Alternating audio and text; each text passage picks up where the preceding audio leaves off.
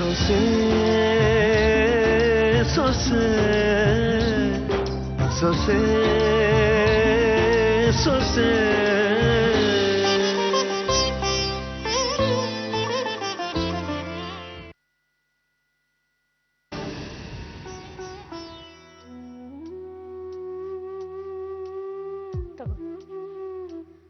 ಏನಿದು? ಹಾಲು. ನೋಡು ವಸುಧಾ, ನಿನ್ ದೇಹದ ಸ್ಥಿತಿ ಏನು ಅಂತ ನನಗ್ ಮಾತ್ರ ಗೊತ್ತು. ಪ್ರಪಂಚಕ್ಕೆ ಬರ್ಬೇಕು ಅಂತ ಕಾತ್ರದಿಂದ ಕಾಯ್ತಿರೋ ಕಣ್ಣನ್ನ ಕಟ್ಟಾಕಿ ಬದುಕೋದು ಒಳ್ಳೇದಲ್ಲ. ಅದಕ್ಕೆ ಬೇಕಾಗಿರೋ ವಿಟಮಿನ್ಸ್ ಪ್ರೋಟೀನ್ಸ್ ನ ಕೊಡ್ಲೇಬೇಕು. ಇದಕ್ಕೆ ವಿಟಮಿನ್ ಪೌಡರ್ ಹಾಕೊಂಡ್ಬಂದಿದ್ದೀನಿ, ಕುಡಿ. ನನಗೆ ಇದ್ರ ಅವಶ್ಯಕತೆ ಇಲ್ಲ. ಸಿಟ್ಟನ್ನ ಬದುಕಿರೋರ್ ಮೇಲೆ ತೋರ್ಸು, ಆದ್ರೆ ಇನ್ನು ಹುಟ್ಟದೇ ಇರೋ ಮಗು ಸಿಟ್ಟಿಗೆ ಬಲಿಯಾಗೋದು ಬೇಡ. ದಯವಿಟ್ಟು ನನಗ್ ಬುದ್ಧಿ ಹೇಳಕ್ ಬರ್ಬೇಡ.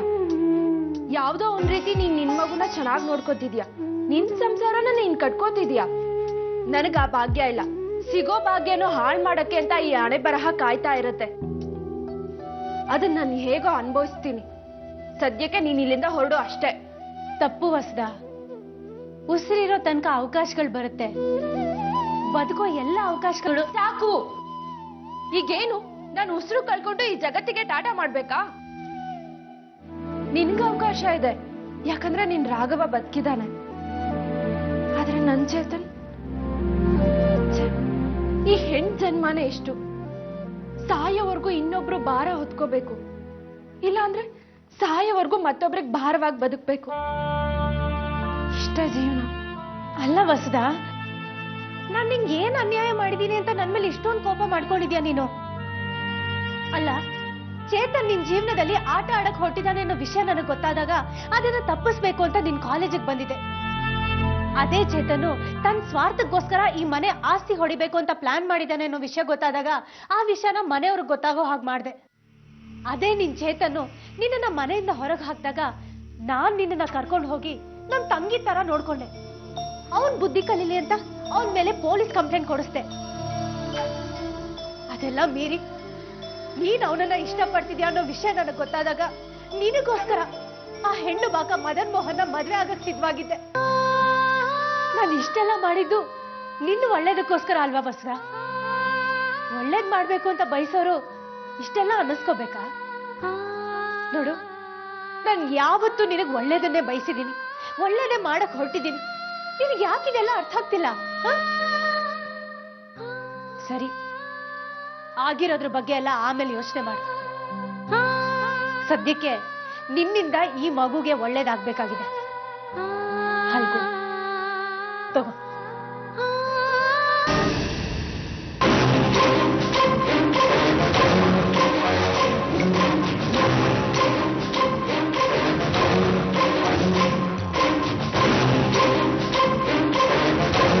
ಪ್ರಪಂಚದಲ್ಲಿ ಎಲ್ಲದಕ್ಕೂ ಔಷಧಿ ಇದೆ ವಸುಧಾ. ಎಲ್ಲ ನೋವುಗಳು ವಾಸಿ ಆಗುತ್ತೆ. ಆದ್ರೆ ಅದಕ್ಕೆಲ್ಲ ಔಷಧಿ ತಗೊಳ್ಳೋ ಮನಸ್ಸಿರ್ಬೇಕು. ಏನೋ ವಿಷ್ಣು ನಿನ್ ಸಮಸ್ಯೆ? ವಿಷ್ಣು ಪ್ಲೀಸ್, ನಾನು ಹಿಂದಿಂದ ಬರಬೇಡ, ನನ್ಗೆ ತುಂಬಾ ಕೆಲಸ ಇದೆ, ಪ್ಲೀಸ್.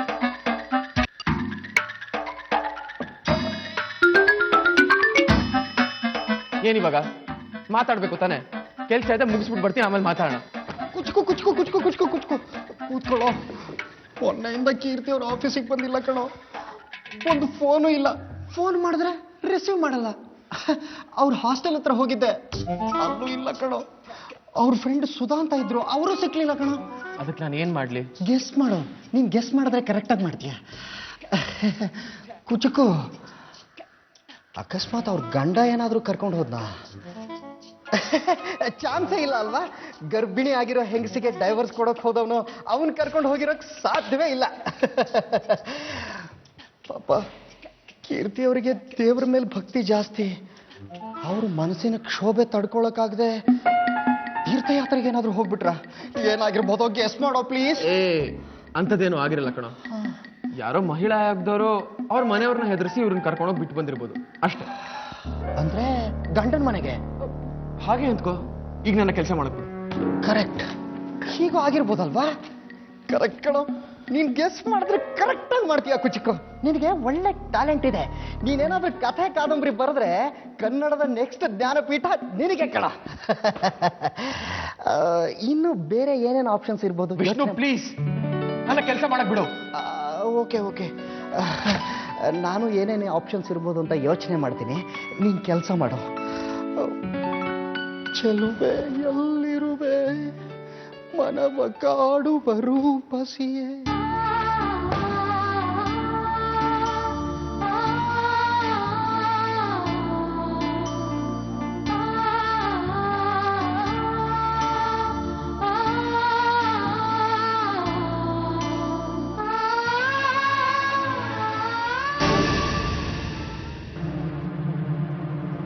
ಹಲೋ, ನೀನ್ ನನ್ನನ್ನ ಕರ್ಕೊಂಡ್ ಬರ್ತಾ ಇದ್ಯಾ ಇಲ್ಲ ಎಳ್ಕೊಂಡ್ ಬರ್ತಾ ಇದ್ಯಾ? ಅಯ್ಯಯ್ಯೋ, ನಿನ್ನನ್ನು ಹೇಳ್ಕೊಂಡ್ ಬರೋದಾ?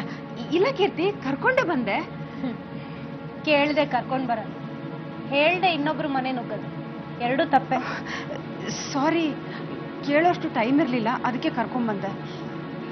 ನಿನ್ನ ಬಾಯಿಂದ ಸಾರಿ ಅಂತ ಕೇಳೋದು ತುಂಬಾ ಹಿತ ಅನ್ನಿಸ್ತಾ ಇದೆ. ಈಗ ನಾನು ಮಾತಾಡ್ಬೋದಾ? ಪರವಾಗಿಲ್ವೇ, ಪರ್ಮಿಷನ್ ಬೇರೆ ಕೇಳ್ತಿದ್ಯಾ, ಮಾತಾಡು. ಕೀರ್ತಿ, ನೀನ್ ಅನ್ಕೊಂಡಾಗೆ ನೀನು ಈ ಮನೆ ಸೇರಾಯ್ತಲ್ಲ, ಅದಕ್ಕೆ ನಾನೇ ಪ್ಲಾನ್ ಮಾಡ್ಬೇಕಾಯ್ತು. ಯಾಗೋ ಒಟ್ನಲ್ಲಿ ಬಂದೆ ಅಲ್ವಾ. ಈಗ ಹೇಳು, ನಮ್ಮ ತಂದೆ ಎಲ್ಲಿದ್ದಾರೆ? ಇಷ್ಟು ಬೇಗನಾ? ಮನೆಗೆ ಬರೋದು ಒಂದೇ ನನ್ನ ಉದ್ದೇಶ ಆಗಿರ್ಲಿಲ್ವಲ್ಲ. ಮನೆಗೆ ಬರೋದು ನನ್ನ ಮೊದಲನೇ ಉದ್ದೇಶ ಆಗಿತ್ತು. ಇನ್ನೂ ಬೇಜಾನ್ ಕೆಲಸ ಬಾಕಿ ಇದೆ. ಮನೆಯವ್ರನ್ನೆಲ್ಲ ನಾನು ಮೆಚ್ಚಿಸ್ಬೇಕು, ಅವರೆಲ್ಲರೂ ನಾನು ಸರಿ ಅಂತ ಒಪ್ಕೋಬೇಕು. ಆಮೇಲೆ ನಾನು ಹೊಂದ್ಕೊಂಡು ಹೋಗ್ಬೇಕು, ನನ್ನ ಗಂಡ ನನ್ನನ್ನು ಒಪ್ಕೋಬೇಕು. ಎಲ್ಲದಕ್ಕಿಂತ ಹೆಚ್ಚಾಗಿ ನೀನ್ ಮಾಡಿದ ತಪ್ಪುಗಳಿಗೆ ನಿನಗೆ ಶಿಕ್ಷೆ ಸಿಗ್ಬೇಕು. ಎಷ್ಟೆಲ್ಲ ಕೆಲಸ ಇದೆ. ಇದೆಲ್ಲ ಮುಗಿದ್ಮೇಲೆ ಖಂಡಿತ ನಾನು ನಿನ್ಗೆ ನಿನ್ ತಂದೆ ಎಲ್ಲಿದ್ದಾರೆ ಅಂತ ಹೇಳ್ತೀನಿ, ಸರಿನಾ? ಅಲ್ಲಿ ತನಕ ನಾನು ಈ ರೀತಿ ಒದ್ದಾಡ್ತಾ ಇರ್ಬೇಕಾ? ಹೌದು, ಮತ್ತೆ ಒದ್ದಾಡಿಸ್ತಾ ಇದ್ದವಳಿಗೆ ಒದ್ದಾಡೋರ್ ಕಷ್ಟ ಏನು ಅಂತ ಗೊತ್ತಾಗ್ಲೇಬೇಕಲ್ವಾ? ಅಲ್ಲಿ ತನಕ ನಮ್ಮಪ್ಪ ಬಂಧನದಲ್ಲೇ ಕೊಳಿಬೇಕಾ? ಯೋಚನೆ ಮಾಡ್ಬೇಡ, ಅವರನ್ನ ನೋಡ್ಕೊಳ್ಳೋದಕ್ಕೆ ನಮ್ಮವ್ರಿದ್ದಾರೆ. ಇಷ್ಟಕ್ಕೂ ನಾನೇನ್ ನಿನ್ನಷ್ಟು ಕ್ರೂರಿ ಅಲ್ಲ. ನಿನ್ ತಂದೆನ ನನ್ನ ತಂದೆ ತರಾನೇ ನೋಡ್ಕೊಳ್ತೀನಿ. ಕೀರ್ತಿ, ನನ್ಗೆ ನಮ್ಮಪ್ಪ ನೋಡ್ಬೇಕು ಅಂತ ಅನಿಸ್ತಿದೆ. ನನಗೂ ಅನ್ನಿಸ್ತಾ ಇತ್ತು, ನನ್ ಗಂಡನ್ನ ನೋಡ್ಬೇಕು, ನನ್ ಮನೆಯವ್ರನ್ನ ನೋಡ್ಬೇಕು ಅಂತ. ಆದ್ರೆ ಏನ್ ಮಾಡ್ಲಿ, ಇರೋ ದಾರಿಗಳನ್ನೆಲ್ಲ ನೀನ್ ಮುಚ್ಚಾಕ್ಬಿಟ್ಟಿದೆ ಅಲ್ವಾ? ಕೀರ್ತಿ, ನನ್ಗೆ ಸಂಕಟ ಆಗ್ತಿದೆ. ಆಗ್ಲೇಬೇಕು. ಒಳ್ಳೆಯವ್ರ ಸಂಕಟ ಅನುಭವಿಸ್ಬೇಕಾದ್ರೆ ಕೆಟ್ಟವ್ರ ಸಂಕಟ ಅನುಭವಿಸ್ತಿದ್ರೆ ಹೇಗೆ? ಅಯ್ಯೋ, ಅಳು ಬರ್ತಿದ್ಯಾ? ಪಾಪ, ಇಷ್ಟು ದಿನ ನಿನಗೆ ಆಳೋ ಕಾಲ ಇತ್ತು, ಈಗ ಅಳೋ ಕಾಲ ಶುರು ಆಗ್ತಿದೆ. ತಯಾರಾಗೋ. ಒಂದ್ಸರ್ತಿ ನಮ್ಮಪ್ಪನ್ ತೋರ್ಸು. ಒಂದೇ ಒಂದ್ಸರ್ತಿ ನೋಡ್ಬೇಕು ಅನ್ನೋದು ನೆಪ ಅಷ್ಟೇ. ಯಾವಾಗ್ಲೂ ಜೊತೆಗಿರ್ಬೇಕು ಅಂತಿದೆ. ಯಾಕಂದ್ರೆ ಸರಳ ಸಂಬಂಧನೇ ಹಾಗೆ. ಸ್ವಲ್ಪ ದಿನ ಈ ಸಂತನೂ ಅನುಭವಿಸೋಕ ಅಭ್ಯಾಸ ಆಗ್ಬಿಡುತ್ತೆ. ಕೀರ್ತಿ, ಕೀರ್ತಿ ಪ್ಲೀಸ್.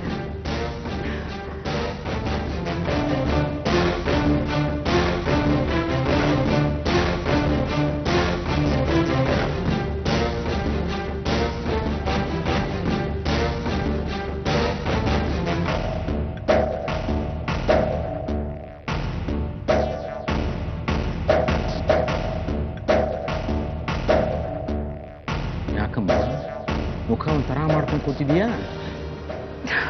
Any tension? ಕೀರ್ತಿ ಏನೋ ನಿನ್ ಜೊತೆ ಮಾತಾಡ್ತಿದ್ಲು, ಕೇಳಿಸ್ಕೊಂಡ್ಬಿಟ್ರ? ಪೂರ್ತಿ ಇಲ್ಲ, ಅರ್ಧಂಬರ್ಧ ಭಾವಾರ್ಥ ಮಾತ್ರ. ನಿನ್ನ ಮಾತಾಡೋಕೆ ಬಿಡ್ತಿರ್ಲಿಲ್ಲ ಅಲ್ಲ ಅವಳು. ನನಗೇನೋ ನಿನ್ನ ಐಡಿಯಾಗಳೆಲ್ಲ ಉಲ್ಟಾ ಹೊಡಿತೀವಿ ಅಂತ ಅನ್ನಿಸ್ತಿದ್ದೆ. Don't worry, when Dattappa is here no more fear. Keerthi ದರಿದ್ರ, ಕೆಟ್ಟವಳು, ಮನೆ ಹಳಿ ಅಂತ ಈ ಮನೆಯವ್ರು ಫೀಲ್ ಮಾಡಿ ಅವಳನ್ನ ಹೊರಗಡೆಗೆ ಹಾಕಬೇಕು. ಹಾಗೆ ಮಾಡ್ತೀನಿ ನೋಡ್ತಾರೆ. ಅಯ್ಯಯ್ಯೋ ದತ್ತಪ್ಪ ಪ್ಲೀಸ್, ನೀವು ಹಾಗೆಲ್ಲ ಮಾಡಬೇಡಿ. ಸುಮ್ಮನಿರಮ್ಮ ನೀನು.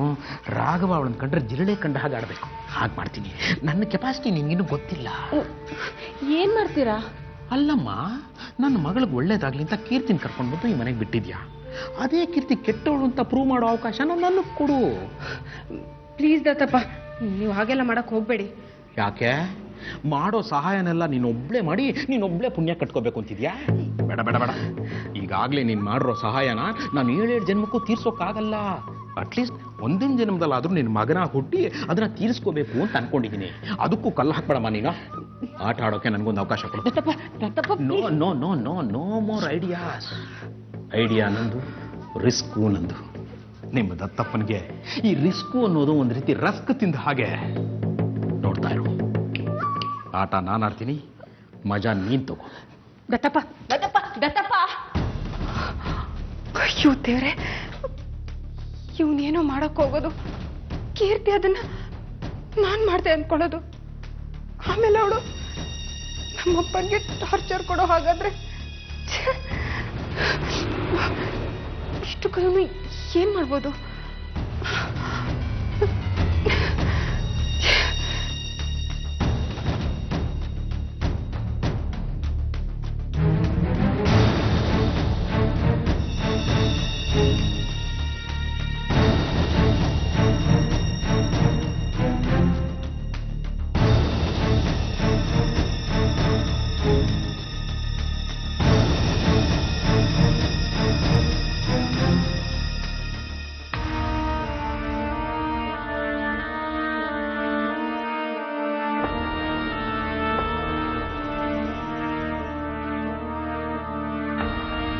ವೈ, ಏನು?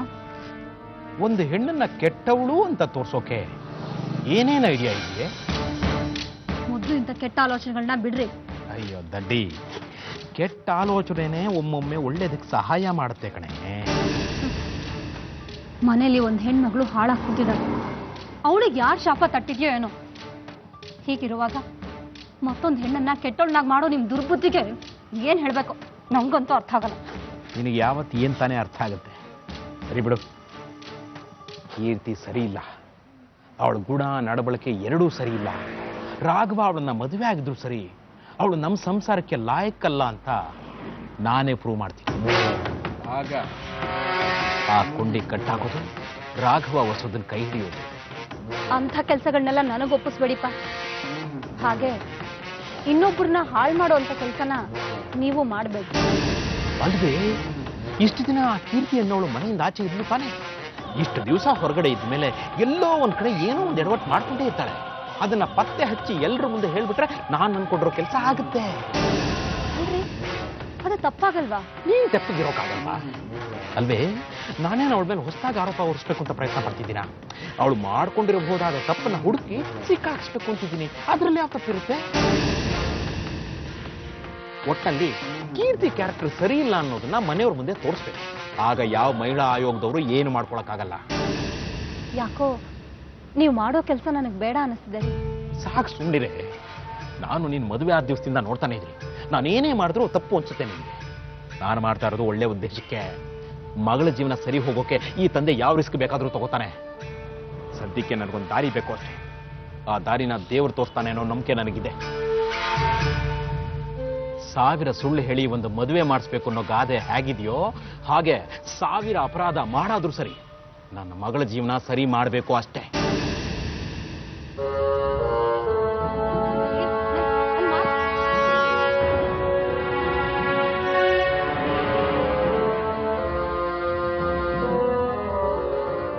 ಅಲ್ಲ, ನೀವೇ ತಾನೇ ಮಾತಾಡ್ತಿರೋದು?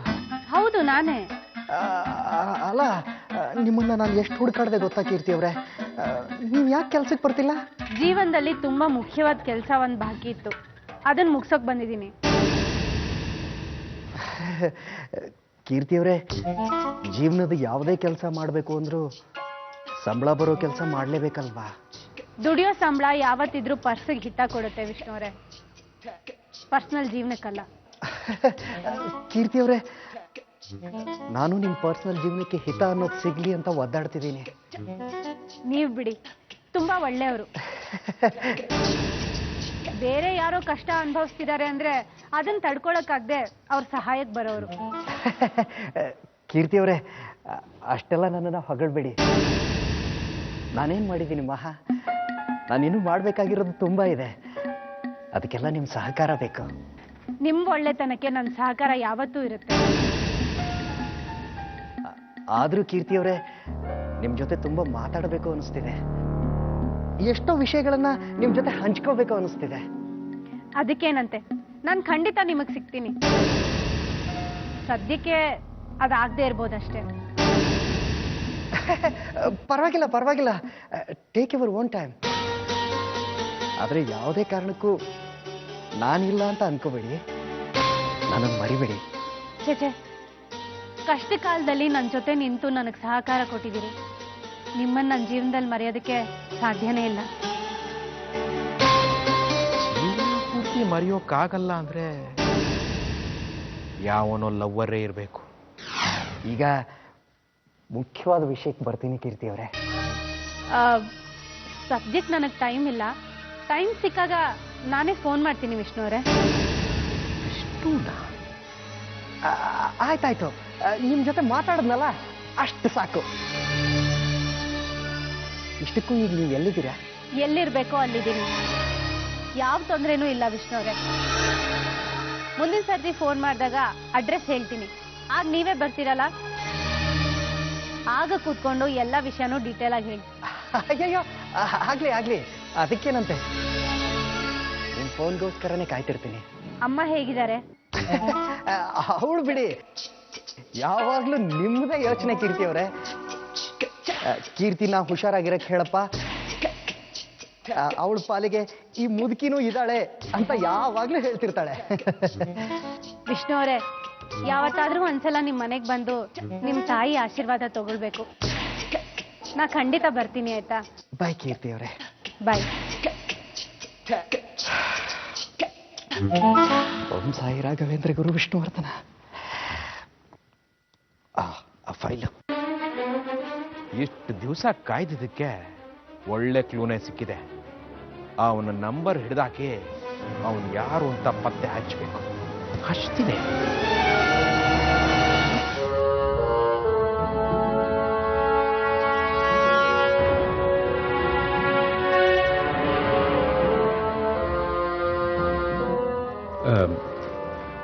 ಅದೇ ಈ ಅಡ್ರೆಸ್ ನನಗೆ ತುಂಬ ಮುಖ್ಯ.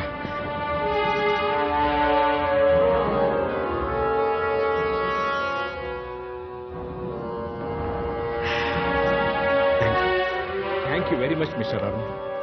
ನೀವು ಕೊಟ್ಟಿರೋ ಇನ್ಫಾರ್ಮೇಷನ್ಗಾಗಿ ಒಂದು ಫ್ಯಾಮಿಲಿ ಉಳಿಯುತ್ತೆ. ನಿಮ್ಮ ಉಪಕಾರನ ನಾನು ಯಾವತ್ತೂ ಮರೆಯೋದಿಲ್ಲ.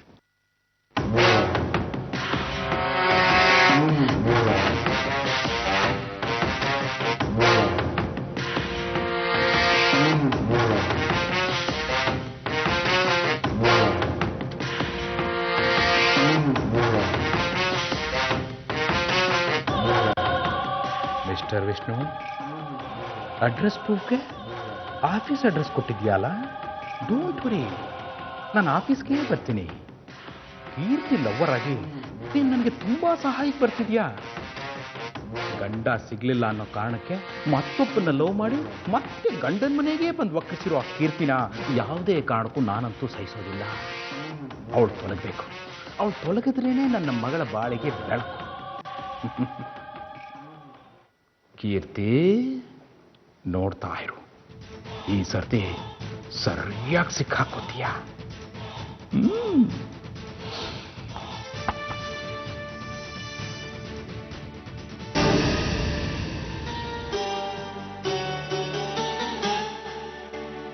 ಕಿತ್ತಮ್ಮ, ಇಲ್ಲಿದ್ದೀರಾ? ನಾನು ಅಲ್ಲಿಗೆ ಹೋಗಿದ್ದೆ. ಅಣ್ಣ, ಆ ಕಡೆ ಈ ಕಡೆ ನೋಡ್ಕೊಂಡು ಮಾತಾಡಿ. ಈ ಮನೆಯಲ್ಲಿ ಗೋಡೆಗಳಿಗೂ ಕಿವಿ ಇರುತ್ತೆ. ಓ, ಅದನ್ನೆಲ್ಲ ನೋಡ್ಕೊಂಡು ಬಂದಿದ್ದೀನಿ ಕಿತ್ತಮ್ಮ. ಸರಿ, ಹೇಗಿದ್ದಾರವರು? ಆರಾಮಾಗಿದ್ದಾನೆ. ಕಿಮ್ಮಕ್ ಅನ್ನೋ ಹಾಗಿಲ್ಲ. ಔಷಧಿ ತಗೊಂಡ್ರೆ ಒಳ್ಳೆ ನಿದ್ದೆ. ಅಣ್ಣ, ಏನೇ ಆದ್ರೂ ಆ ಮನುಷ್ಯ ನಮ್ಮ ಕೈಯಲ್ಲಿದ್ದಾರೆ ಅನ್ನೋ ವಿಷಯ ಯಾರಿಗೂ ಗೊತ್ತಾಗಬಾರ್ದು. ಆ ಪಾತ್ರ ನಮ್ಮ ಕೈಲಿರೋ ತನಕ ಆ ಸೂತ್ರ ನಮ್ಮ ಹತ್ರ ಇದ್ದಾಗಲ್ವಾ ಕೀರ್ತಮ್ಮ? ಅಣ್ಣ, ಅಲ್ಲೆಲ್ಲ ವ್ಯವಸ್ಥೆನೂ ಸರಿಯಾಗಿದೆ ತಾನೆ? ಓ, ಯಾರಿಗೂ ಡೌಟ್ ಬರ್ದೇ ಇರೋ ಏರಿಯಾ. ಅಂದ್ರೆ ಇವರು ನಮ್ಮಪ್ಪನ ವಿಷಯನೇ ಮಾತಾಡ್ತಿರ್ಬೇಕು.